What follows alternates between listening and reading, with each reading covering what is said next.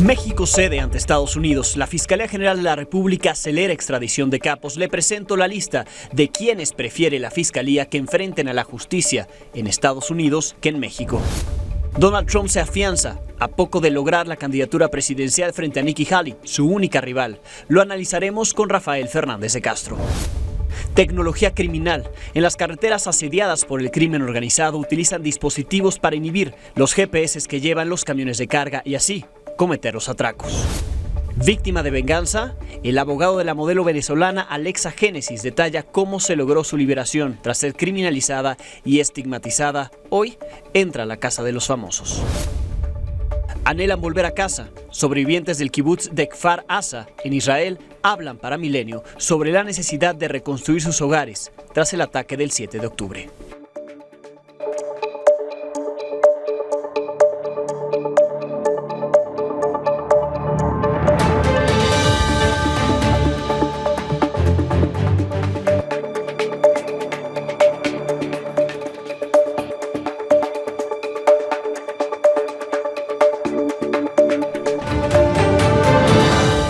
Noches, la Fiscalía General de la República contribuirá a que al menos 5 poderosos narcotraficantes mexicanos se enfrenten a la justicia en Estados Unidos y no aquí en México.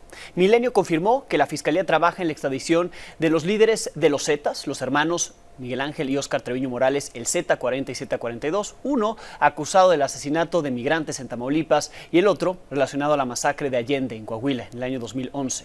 El tercero en la lista de extraditables es José Alfredo Cárdenas Martínez, el contador, presunto líder del cártel del Golfo. El cuarto es Eric Valencia Salazar, el 85, fundador del cártel Jalisco Nueva Generación. Además de Rafael Caro Quintero, fundador del cártel de Guadalajara. El argumento de la Fiscalía para facilitar la extradición de estos capos es que su permanencia en prisiones federales de México representa un riesgo e implica aplicar medidas especiales para evitar que estos se escapen. Hay casos estancados como el de Abigail González Valencia, alias El Quini, el cuñado del líder del cártel Jalisco Nueva Generación, Nemesio Ceguera Cervantes, el Mencho. La disposición de la Fiscalía coincide con reuniones recientes entre autoridades de seguridad de ambos países y la visita de legisladores estadounidenses, que un día piden que se controlen los flujos fronterizos y al otro que se frene el tráfico de drogas atribuible a estos delincuentes.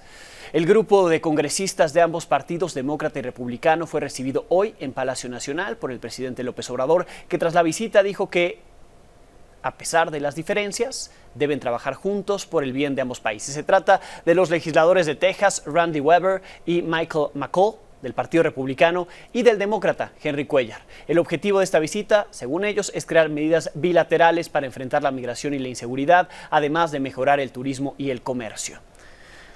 Los retos para México en la relación bilateral podrían escalar en caso de que lo que parece inminente se materialice. El regreso de Donald Trump a la presidencia de Estados Unidos, que hoy, por cierto, se afianzó en su búsqueda por la candidatura republicana al vencer a su única rival, a Nikki Haley. Según proyecciones de medios estadounidenses, entre ellos la cadena CNN, el expresidente Trump se llevó más del 50% de las preferencias, mientras su rival, Nikki Haley, no está muy lejos, como arrojaban algunos pronósticos. En los últimos 50 años, los aspirantes republicanos que se llevan la victoria, tanto en Iowa, que ya pasó la semana pasada, y ahora en New Hampshire, suelen aparecer en la boleta electoral en el mes de noviembre. Lo novedoso es que ningún aspirante que no fuera presidente en funciones lo había logrado. Pero, ¿cuál es el perfil de estos electores, los electores de ambos? ¿En qué se diferencian a pesar de ser republicanos? Según una encuesta de salida realizada por CNN hoy, los seguidores de Donald Trump respaldan su discurso de que fue víctima de un fraude electoral en el 2020. El 80% asegura que las elecciones no fueron legítimas a pesar de que no hay prueba alguna de ello, sino de todo lo contrario. Mientras tanto, los electores de Nikki Haley son más moderados en ese sentido. El 80%, es decir, al revés de Donald Trump, el 80% de quienes buscan que ella sea la candidata creen que sí, Joe Biden llegó de manera legítima a la Casa Blanca. Veamos lo que dijeron Trump y Haley tras darse a conocer los resultados de estas primarias republicanas en New Hampshire. I want to congratulate Donald Trump on his victory tonight. He earned it, and I want to acknowledge that. Now, you've all heard the chatter among the political class. They're falling all over themselves, saying this race is over. I have news for all of them. This race is far from over. There are dozens of states left to go. And the next one is my sweet state of South Carolina. I want to thank everybody. This is a fantastic state. This is a great, great state. And we win it every time. We win the primary, we win the generals, we've won it, and it's a very, very special place to me. It's very important. If you remember in 2016, we came here and we needed that win, and we won by 21 points, and it was great. I have to tell you, it was very interesting because I said, wow, what a great victory. But then somebody ran up to the stage all dressed up nicely when it was at 7, but now I just walked up and it's at 14. But she ran up when it was 7. And, you know, we have to do what's good for our party. And she was up, and I said, wow, she's doing like a speech like she won. She didn't win, she lost. And, you know, we are going to win this. We have no choice. If we don't win, I think our country is finished. Saludo a Rafael Fernández de Castro, director del Centro de Estudios México-Estados Unidos de la Universidad de California, para analizar justo lo que ocurrió allá en New Hampshire. Rafa, muchísimas gracias. Alejandro, mira, ganó Trump, pero sí, no noqueó, que era lo que él esperaba. Exacto, y en el discurso se notó que estaba muy enojado, ya se le metió en la piel Nikki Haley, y la verdad de las cosas es que hubo una gran sorpresa, y la gran sorpresa es que la diferencia no fue mucha, fue entre 10 y 15 puntos, y la verdad es que eso le da, como lo dijo Haley, para seguir en la contienda. Sí. Eso le molesta mucho a Trump, porque Trump quiere ganar muy pronto, porque sabe que le van a caer todos los procesos judiciales. Y bueno, Haley le fue bien, acortó distancia y se notó claramente ese discurso que está contenta. Ahí van las cosas, y me parece que fue una buena noche para ambos, mejor para Haley. Sí, evidentemente avanza Trump, pero no es definitivo qué es lo que quiere, él tiene demasiada prisa.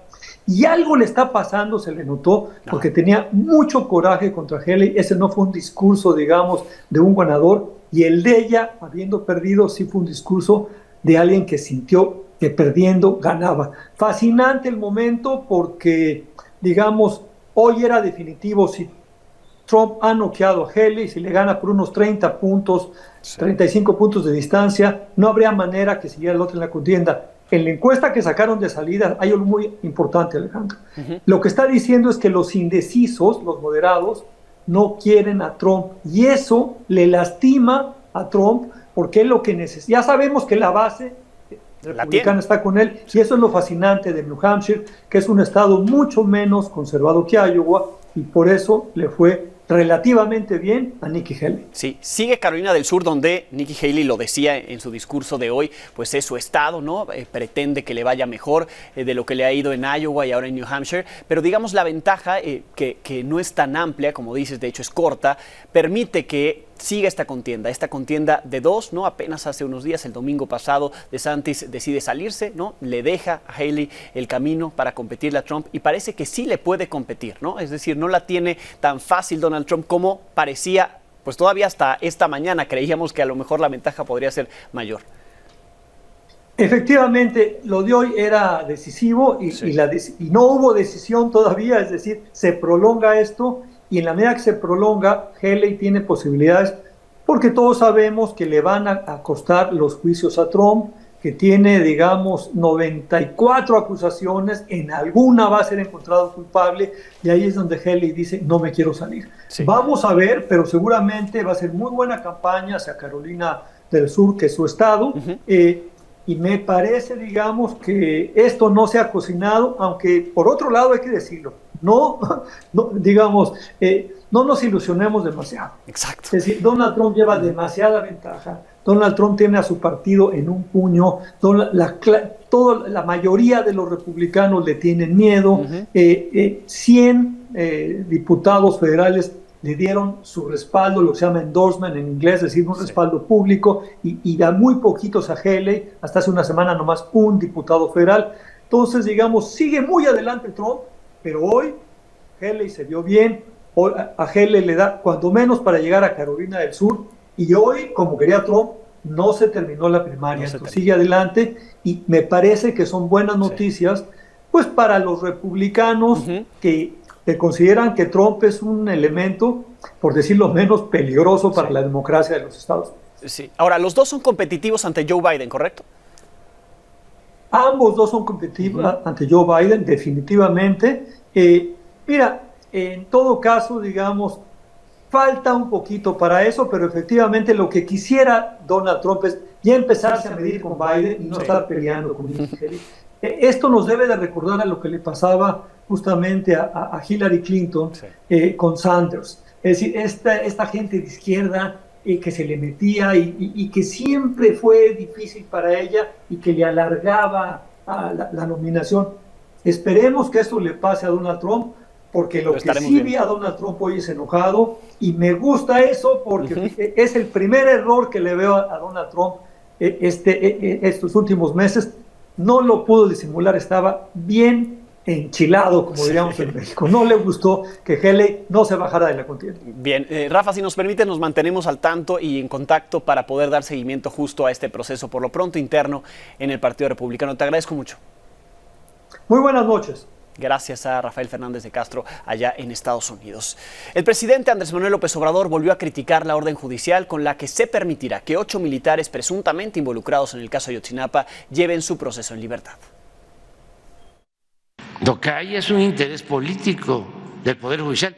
Se le envió una carta a la presidenta advirtiéndole sobre este asunto hace como 15 días, porque ya veíamos venir, igual que la liberación del procurador. ¿Y qué buscan? Desprestigio al ejército.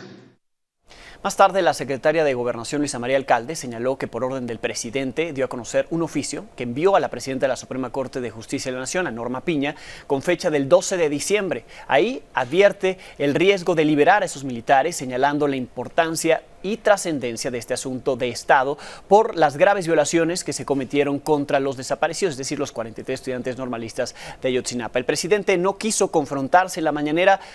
Solo reiteró que el Poder Judicial y los organismos internacionales como la Comisión Interamericana de Derechos Humanos quieren politizar el caso. Se refirió o le preguntaron y no quiso confrontarse sobre el comentario publicado en Twitter por el ex subsecretario de Derechos Humanos Alejandro Encinas, que el domingo publicó diciendo que es más lamentable aún que abogados de la Sedena litiguen contra la investigación que encabeza el presidente de México. Así respondió al ser cuestionado el presidente.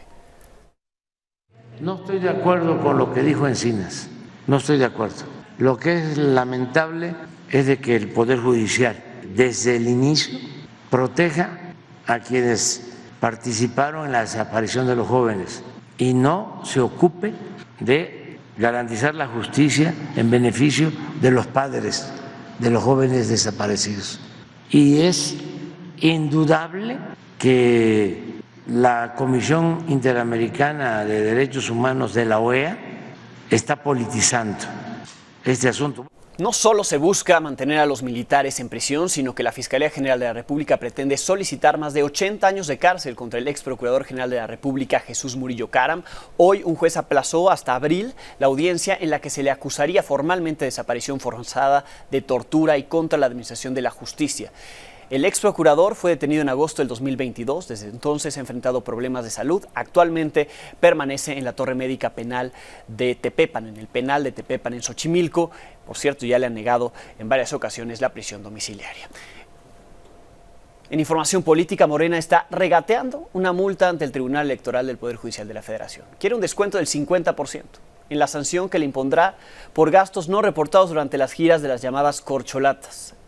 El representante del partido, Sergio Gutiérrez Luna, buscó que le descuenten 37 millones de pesos de los 62 de la multa por 236 omisiones cometidas al no reportar gastos en volantes, en pancartas, lonas, playeras, gorras, bolsas y otros artículos. Además de la renta de inmuebles, el pago de grupos de animadores, grupos musicales, compra o renta de pantallas y los espectaculares que todos vimos en los que las corcholatas se promovieron en todo el país. La semana pasada se frenó la discusión de esta votación del proyecto en la sesión de la Sala Superior del Tribunal. Ayer se realizó una nueva audiencia en la que Morena dio argumentos para revertir la multa que se propone.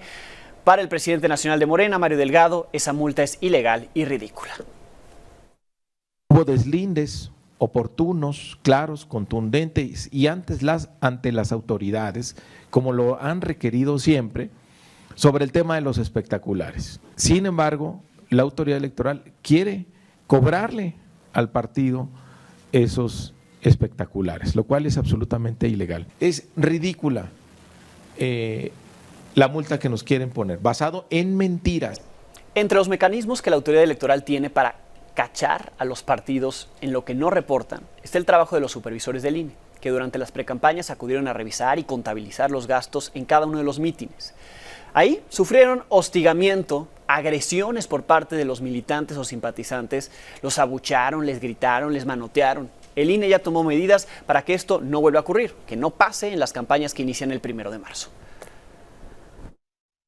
Un entusiasta que pretende hostilizar a nuestros compañeros. Estamos conversando con los partidos para que esto no ocurra, advertidos de que los haremos responsables de cualquier acto. Ellos tienen que tener control. Estamos en tiempo de intercampaña, la etapa del proceso que podría resultar aburrida para muchos por estas limitaciones que se imponen a los candidatos, pero en las que los aspirantes buscan seguir en el ojo público. Hace 6 años, así lo capitalizaron los candidatos. Este es un trabajo de Janet López Ponce. La línea de las intercampañas es muy delgada. Estamos en periodo de intercampaña, entonces hay que cuidarnos de lo que vamos a decir. Y sí, las candidaturas electas tendrán que cuidar lo que se dice, porque de acuerdo con los lineamientos legales, del 19 de enero al 29 de febrero está prohibido contrastar ideas, hablar del adversario o promoverse. En este periodo se pasa de lo público a lo privado y los partidos deben centrarse en afinar su estrategia político, electoral y territorial para las campañas. Pero en los hechos, Xóchitl Gálvez sigue hablando de Claudia. Álvarez Maínez la ha pasado presumiendo el golpe de suerte de estar en la boleta presidencial. Lo que hemos construido para estar en la boleta es que ahí vamos con todos nuestros sueños. Llegamos aquí sin tener que renunciar a los ideales. Y Claudia Sheinbaum se ha enfocado en llamar a la unidad para ganar. En las intercampañas de la pasada elección presidencial en 2018, cada candidato buscó la manera de mantenerse vigente. López Obrador prefirió ir con calma y se declaró en huelga de entrevistas. Entonces por eso no quiero hablar. Es más, ya. ¿Está agradecido el ambiente? Parece que hay mucha violencia, don Andrés. Y miren. Contento de estar en Oaxaca. Don Andrés, mucha violencia en el país, don Andrés, mucha violencia en el país. ¿Está preocupado? ¿Ya sabe quién? ¿Ya sabe quién? José Antonio Meade optó por hablar de sus frustraciones como abanderado priista. Cuando resulté candidato, pues llegaron todos los asesores de imagen y me dijeron, oye, fíjate que no pronuncias la E, hablas como fresa, te vistes fatal, no sabes cómo caminar. Mientras que Anaya se enfrascó en el futuro, los debates por venir. No quiere debatir porque es corto de ideas, porque le cuesta mucho trabajo expresarlas y porque la gente se daría cuenta ya en un debate de ideas que él no tiene la mejor propuesta. Hoy, las y los candidatos electos deben cuidar lo que dicen y hacen para no caer en actos anticipados de campaña que pudiera sacarlos de la boleta presidencial. Para Milenio Noticias, Janet López Ponce. El Instituto Nacional de Estadística y Geografía, el INEGI, informó que durante el primer semestre del año pasado, 2023, hubo una disminución de 7.5% respecto a los homicidios cometidos en el mismo periodo, el primer semestre del 2022, siendo el nivel más bajo en los últimos 6 años. Diferencia también evidente en la tasa de incidencia. Los datos fueron utilizados hoy por el presidente López Obrador para destacarlo como un avance en el combate al crimen, lo que para la precandidata presidencial del PAN, PRI, PRD, Xóchitl Gálvez, es mediocre. Es gracias también a las Fuerzas Armadas, el Ejército y la Marina, que nos han ayudado mucho, y la Guardia Nacional. Y la política que hemos llevado a la práctica, que ya está dando resultados, porque lleva tiempo. Ahí vamos avanzando. Pues es que tiene expectativas muy mediocres, ese es el tema. Y pues habrá que revisar las cifras, pero al menos lo que ayer INEGI da es 84 personas asesinadas al día. Es una cifra brutal. Su contrincante de Morena, Claudia Sheinbaum, también se subió al tema. En su cuenta de X destacó que con una estrategia de seguridad y 4 ejes se disminuyeron significativamente los delitos de alto impacto en la ciudad. Dichos ejes detalló como atención a las causas, más y mejor policía, inteligencia, investigación, así como coordinación. Compartió una imagen en la que se destaca la disminución de 59% en estos delitos, 74% en robo de vehículo y que en 2022 hubo un menor número de homicidios dolosos desde 1989. La realidad es que la violencia sigue en distintas zonas del país, como lo ocurrido en Chihuahua con los integrantes de la comunidad Levarón. Hoy fueron liberados los 2 integrantes que permanecían secuestrados desde la noche del domingo. Se trata de Miguel Ángel Moreno Sánchez y Manuel Horacio Ríos Jacob, quienes fueron privados de su libertad. Realizaban una excursión junto a Christian Bruce Levarón Johnson y Shem Lamar Stubbs Wynn. Ellos 2 fueron puestos en libertad, le decía yo, desde ayer. La liberación de los 2 que seguían secuestrados ocurrió después de horas de protesta frente al Palacio de Gobierno de Chihuahua, donde se reunieron con la autoridad estatal. Nos acaban de llamar las víctimas, los otros 2 que estaban secuestrados ya están liberados, están en una tienda, ya nos dieron la ubicación en Largo Maderal, ya va la autoridad por ellos. Gracias a Dios, gracias a todos los que nos acompañaron aquí, gracias a la autoridad por todo su esfuerzo. Sí nos han reportado, están muy golpeados, están en mal condición, pero están vivos y va la autoridad por ellos, van a regresar a casa. Gracias. La gobernadora de Chihuahua, María Eugenia Campos, se deslindó de responsabilidad. Y lo fácil, culpó al gobierno federal, que sí, también es responsable, pero la responsabilidad es mutua. Situaciones del fuero federal donde otra vez tenemos la omisión, la indolencia completa y los gobiernos de los estados y los municipios no le pueden hacer la tarea más al gobierno federal. Exigimos que el gobierno federal ponga atención a través de su Secretaría de Seguridad Pública federal, que ponga atención en el estado de Chihuahua y que deje de ser omiso, si no es que decir pendejo, de lo que está sucediendo en el estado de Chihuahua. No es una situación del estado de Chihuahua, son delitos del fuero federal y tiene ya que el gobierno federal y el presidente de la República abrir los ojos. Así. Asociaciones de transportistas tienen documentado que los asaltos en las carreteras que hemos visto en videos crecieron 27% respecto al año pasado. Atribuyen la facilidad con la que se cometen estos crímenes a la tecnología que utilizan los delincuentes para inhibir los GPS que traen los trailers. La historia es de Amílcar Salazar.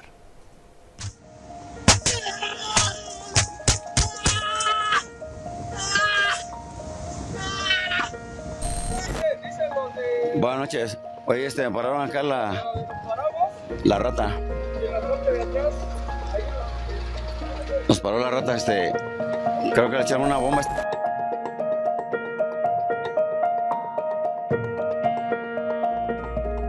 Según la Asociación Mexicana de Empresas de Seguridad Privada e Industria Satelital, la inseguridad que se vive en las carreteras es fuerte. Al cierre de 2023, se incrementaron 27% los asaltos. El tiempo de respuesta de las autoridades es de 28 minutos en promedio, pero puede llegar a ser de hasta 5 horas.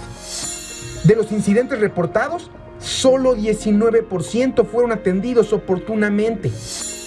Abarrotes, acero y calzado son los productos más robados. A medianoche es cuando más asaltos hay. Luego, entre las 6 y 9 de la mañana. Y por la noche, después de las 21 horas. Las carreteras México-Querétaro, México-Puebla, Arco Norte, México-Pachuca y Celaya-León siguen siendo las más peligrosas para los transportistas. Y un dato más preocupante. Las organizaciones dedicadas al robo de transporte cada vez usan más jammers, pequeños dispositivos que bloquean el GPS de los tráilers para volverlos momentáneamente irrastreables mientras roban sus cargas. La norma es, si te agarran con uno de estos dispositivos, tienes entre 12 y 15 años de prisión. El 85% de los robos siguen siendo con jammer y no ha ayudado esta ley en nada.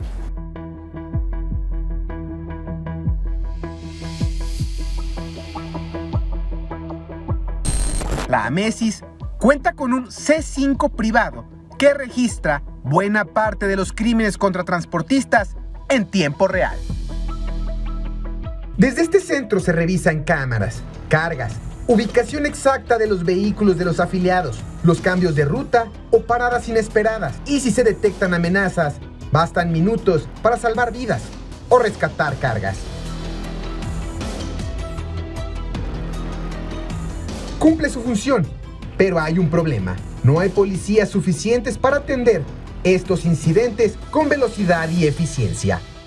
El gobierno no está poniendo a los elementos necesarios, ya paró el presupuesto en el que ya no hay más gente que pueda cubrir. Con imágenes de Erika Vázquez, para Milenio Noticias, Amílcar Salazar Méndez.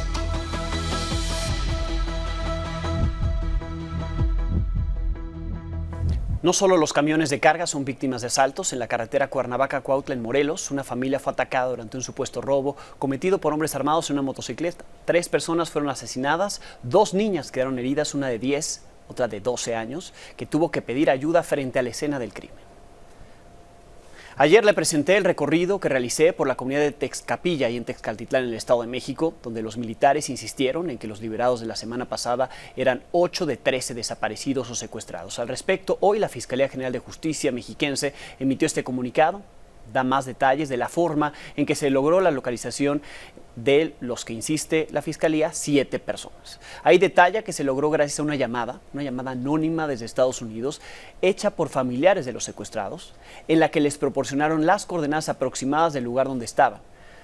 La aclaración viene luego de que se dijera que la localización se dio porque hubo presiones por parte de grupos criminales para que sus captores los liberaran.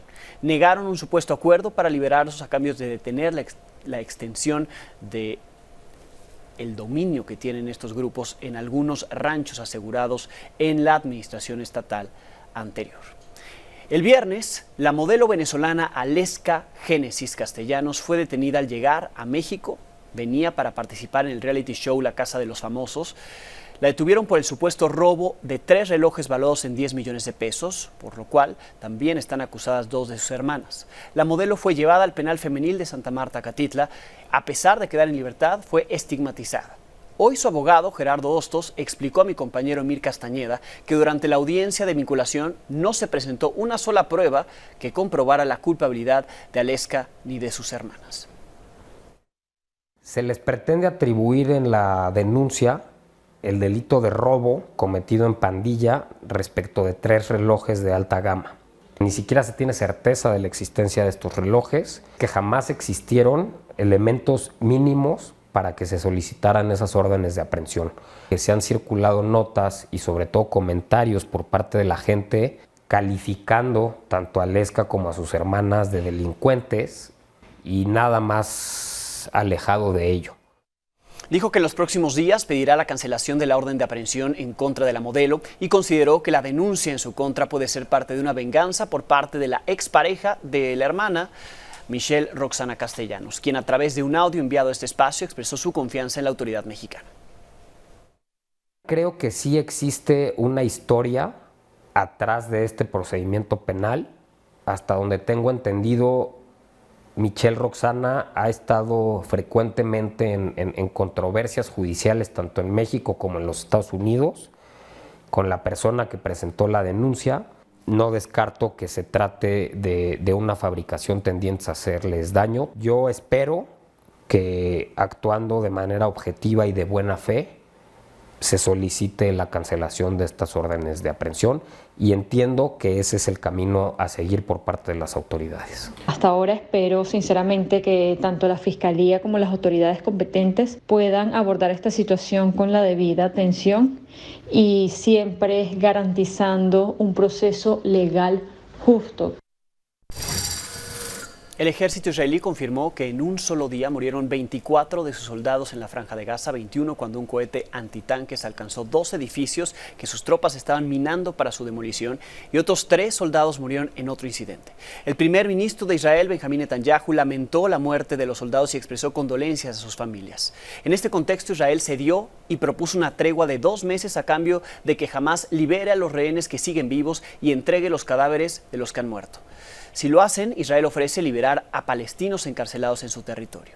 México hizo un llamado para que esto ocurra y se realicen las gestiones necesarias para que los rehenes, entre ellos el mexicano Orión Hernández, sean liberados. Hace apenas unos días, la madre de Orión, Pascal Radu, pedía justo un cese al fuego para así lograr la liberación de su hijo. Hoy día lo más importante es que haya un cese al fuego o por lo menos una tregua, porque sin eso no se pueden liberar los rehenes. Mientras la guerra sigue en Gaza, en Israel, sobrevivientes del kibutz Kfar Aza quieren reconstruir su hogar, que fue atacado el 7 de octubre por Hamas. Martín Fligenstein logró sobrevivir junto con su familia y así lo narró a la cámara de mi compañero Hugo Armando López.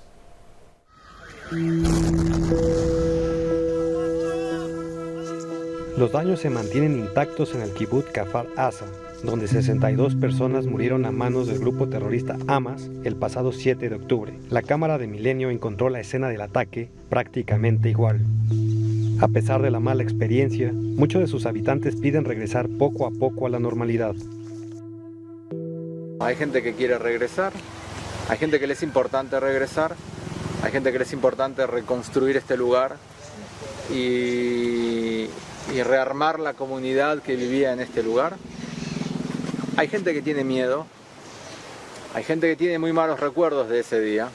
Va a ser difícil rearmar acá una comunidad, pero es la intención y lo vamos a lograr. Martín sobrevivió a los ataques terroristas, logró esconderse junto con su esposa y sus 2 hijos en un apartado secreto del kibutz, donde fueron rescatados 48 horas después del atentado. Ahora vive en un departamento en Yasgad, a 50 minutos de su antigua casa, pero regresa cada día para trabajar las tierras que ha atendido por más de 10 años. No es un lugar donde se puede estar tranquilo y trabajar tranquilo sin tener miedo de que otra vez caiga un misil o realmente no sabemos si no puede pasar otra vez que vengan terroristas, no lo sabemos. Por eso todavía no hemos empezado a trabajar en la reconstrucción del lugar. El miedo a regresar de algunas víctimas difiere del sentimiento con el que vivían previo a los ataques del 7 de octubre. Gran parte de las personas que viven en este kibutz y en los kibutzim acá eran las personas del país que pensaban que se puede vivir en coexistencia con el otro lado. Este tipo de gente fueron los primeros que fueron secuestrados. Va a haber perdón. Va a haber perdón.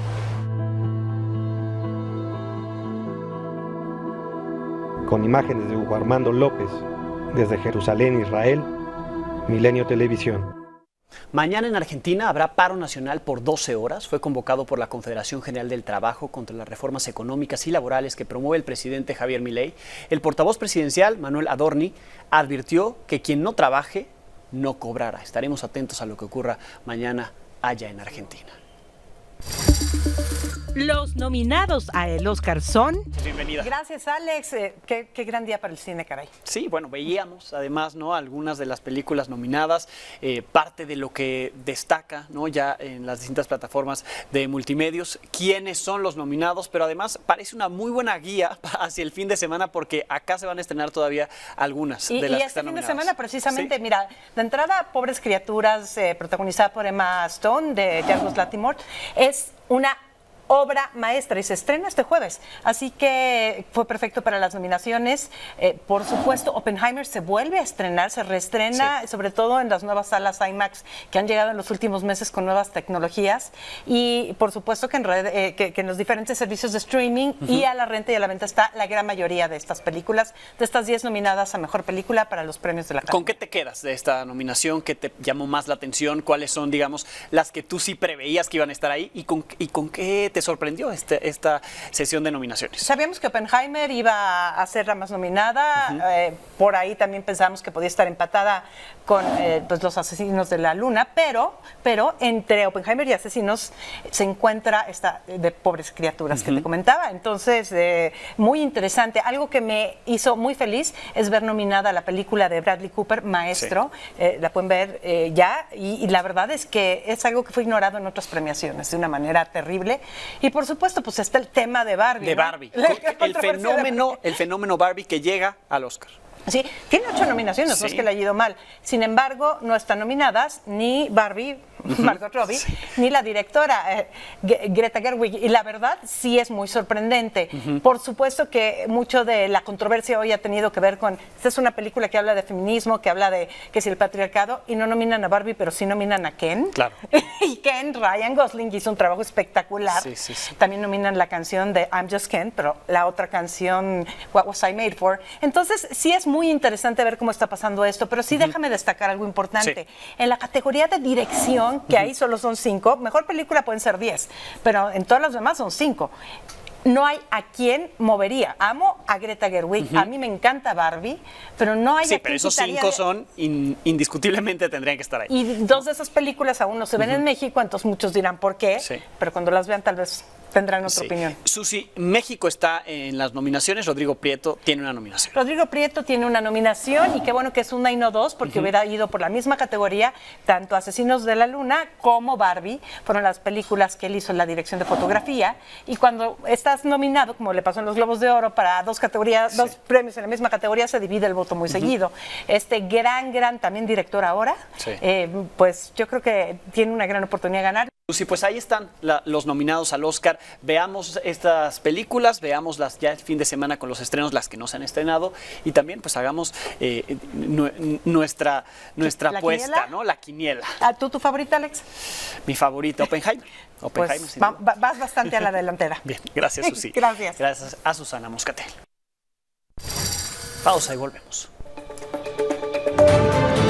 Información en desarrollo porque la caravana migrante llegó a Veracruz después de que les prometieron seguir su trámite ante autoridades migratorias en esa entidad. Los trasladaron desde Oaxaca a Veracruz. Sin embargo, ahí fueron retenidos en una estación migratoria y ahí los tienen. Saludo en la línea de Milenio, Canal 6, a mi compañero Carlos Abad. Carlos, buenas noches.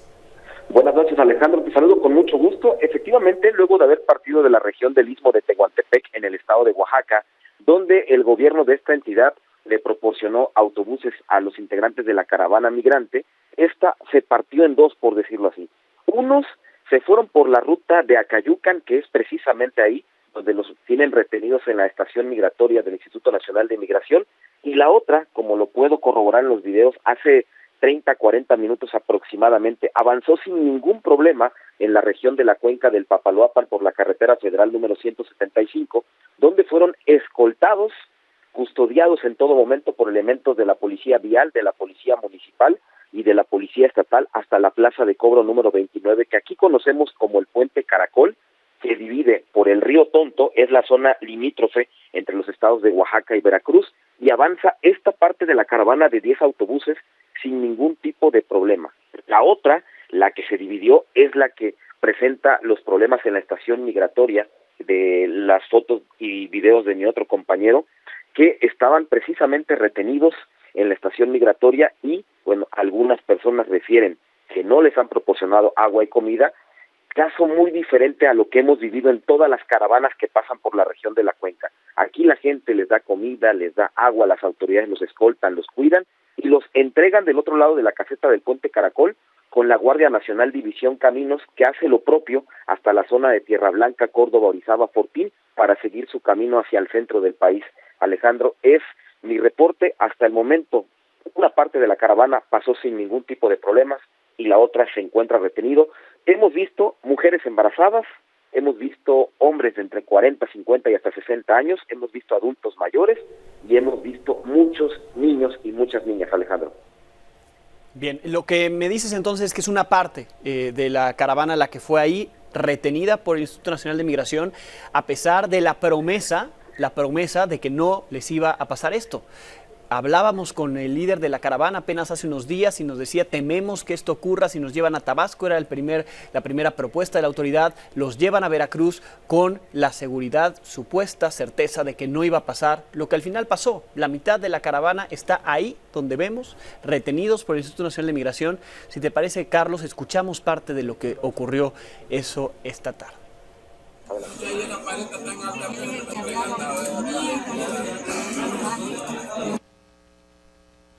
Eso es parte de lo que pasa, la discusión entre autoridades y los migrantes que se mantienen ahí retenidos. Carlos, muchísimas gracias. Gracias, Alejandro. Hasta luego. Gracias. Y para despedirnos, Noticias amables, la jirafa Benito ya está en el African Safari en Puebla, después de más de 30 horas de recorrido desde Chihuahua hasta este estado al centro del país. Aquí la llegada de Benito. Lo sacamos de la caja como a las 4:30 de la mañana, salió, empezó a explorar, a oler todo el entorno buscando las hembras porque olía a las hembras. Está separado de las hembras y de los otros machos porque los veterinarios están evaluando su estado de salud. Queremos asegurarnos que está muy bien y que la llegada de Benito no representa un riesgo sanitario para los demás animales que cuidamos acá en Africam. Con esto nos pedimos, gracias por habernos acompañado. Mañana tendremos algo nuevo que contarle a las 22 horas.